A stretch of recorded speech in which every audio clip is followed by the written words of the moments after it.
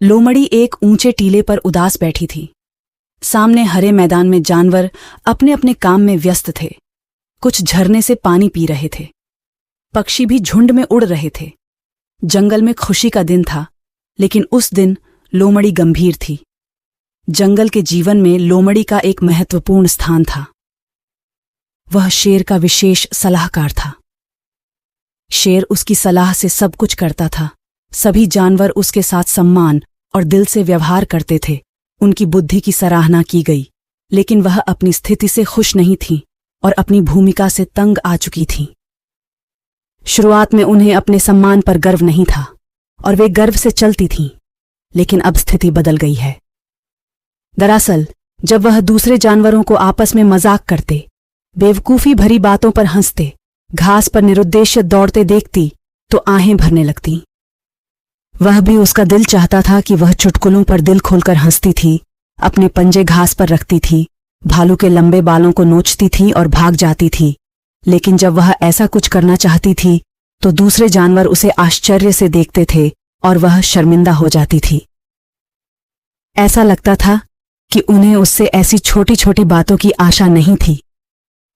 हालांकि वह खुद को अन्य जानवरों की तरह मानती थी, लेकिन उसने अपनी बुद्धिमत्ता और चतुराई की भी सराहना नहीं की, जो जंगल के साथ साथ मानव आबादी में इतनी प्रसिद्ध हो गई थी कि चतुर आदमी का उपनाम लोमड़ी जितना चतुर रखा गया था, दिया जाना शुरू हो गया है।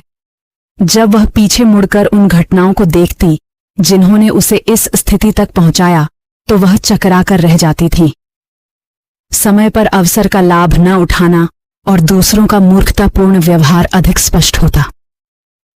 उदाहरण के लिए वह घटना जिसमें उसने शेर और भेड़िए के साथ मिलकर 3 शिकार किए, और जब शेर ने पूछा कि बंटवारा कैसे किया जाना चाहिए, और भेड़िया पहले उत्तर देकर अपनी जान गंवाने के बाद लोमड़ी ने तुरंत सबक सीखा और यह कहकर ध्यान का प्रमाण पत्र प्राप्त किया, 3 शिकार शेर के हैं। हालांकि अगर यह सवाल पहले शेर से पूछा जाता तो वह भेड़िया जवाब देती। इसी तरह एक दिन जब उसने एक कौए को मुंह में पनीर का टुकड़ा लिए देखा तो वह ललचा गया। यहां तो उसने केवल कौए की चापलूसी की, अब वह कौवा इतना मूर्ख था कि वह जरा सी प्रशंसा और पनीर की प्रशंसा से भी नहीं घबराता था। लोमड़ी उस टुकड़े को बड़े चाव से खाया। ऐसी कुछ घटनाएं हुईं जिनमें उसने खाया, लेकिन उसकी गरिमा बरकरार रही क्योंकि वहां कोई जानवर नहीं था। एक दिन वह एक अंगूर के बगीचे में गई और पके अंगूरों को देखकर उसके मुंह में पानी आ गया। जब उसका पेट भर गया तो उसने किसी तरह बहुत कोशिश की अंगूर प्राप्त किए, लेकिन असफल रहे। अंत में वह अंगूर खट्टे हैं कहकर अपने नितंब पहुंचने के लिए चली जाती है।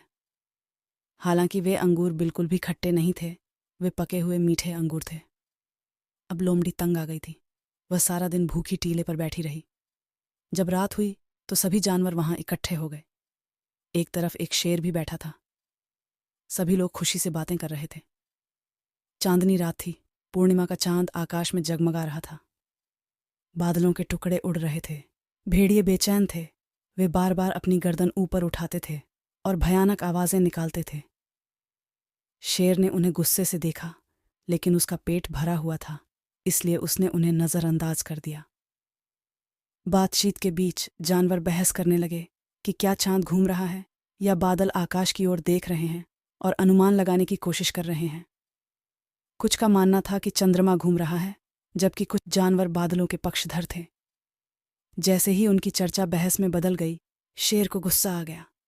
वह जोर से चिल्लाया और सबको सांप सूंघ गया। आप लोग कौन होते हैं फैसला करने वाले?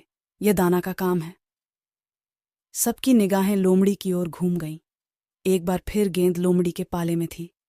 वह गुस्से से बीमार था। उसे कुछ भी पता नहीं था कि क्या चल रहा है।